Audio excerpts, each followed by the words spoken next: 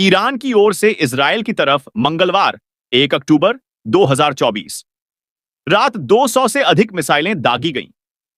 Israeli defence forces की ओर से पुष्टि की गई कि ईरान ने इजरायल की तरफ 200 बैलिस्टिक और क्रूज मिसाइल्स लॉन्च की हैं। सोशल मीडिया प्लेटफॉर्म एक्स, पहले ट्विटर, पर आईडीएफ की ओर से दावा किया गया कि लगभग 10 लाख नागरिक ईरानी प्रोजेक्टाइल के निशाने पर हैं। ईरान का कहना है कि उसने Ismail Haniyeh, Sayyed Hassan Nasrallah और शहीद निलफोरोशान की शहादत के जवाब में कब्जे वाले क्षेत्रों को निशाना बनाया। मीडिया रिपोर्ट्स में ऐसा बताया गया कि ईरान की ओर से दागी गई मिसाइलों के टारगेट पर पुराने यरूशलेम शहर में यहूदी, मुस्लिम और ईसाई थे।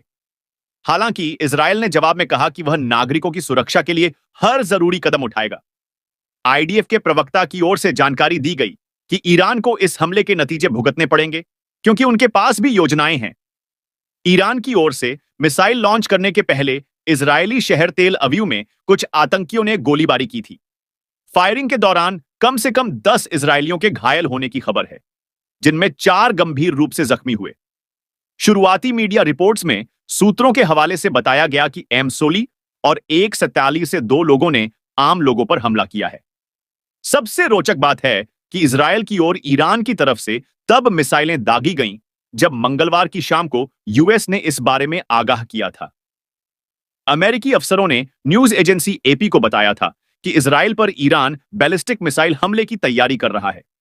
ऐसे में उन्होंने तेहरान को गंभीर अंजाम भुगतने की चेतावनी दी। व्हाइट हाउस के एक वरिष्ठ अधिकारी ने एएफपी को बताया कि अमेरिका को इस बात के संकेत मिले हैं। इजरायल पर ईरान एक बैलिस्टिक मिसाइल हमले की कोशिश में लगा हुआ है।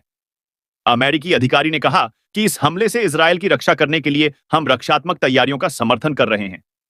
बता दें कि कुछ महीने पहले भी अमेरिका और उसके अन्य पश्चिमी सहयोगियों ने ईरान के मिसाइल और ड्रोन हमले में इजरायल की सहायता की थी।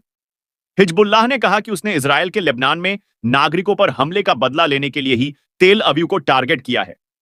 इस ऑपरेशन को हिजबुल्लाह ने अपने चीफ हसन नसरल्लाह को समर्पित करने की बात कही है। ईरान के हमले की धमकी और इनपुट्स के बाद इजरायल भी सतर्क हो गया है।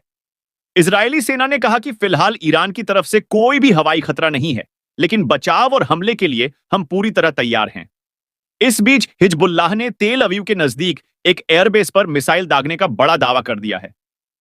मीडिया रिपोर्ट्स के मुताबिक हिजबुल्लाह ने कहा कि उसने तेल अवीव के बाहरी इलाके में स्थित सेडोव एयरबेस को निशाना बनाया है।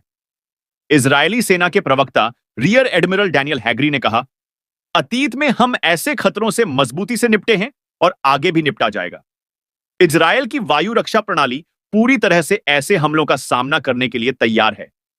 हम अपने सहयोगी अमेरिका के साथ मिलकर किसी भी स्थिति का सामना करने के लिए तैयार हैं।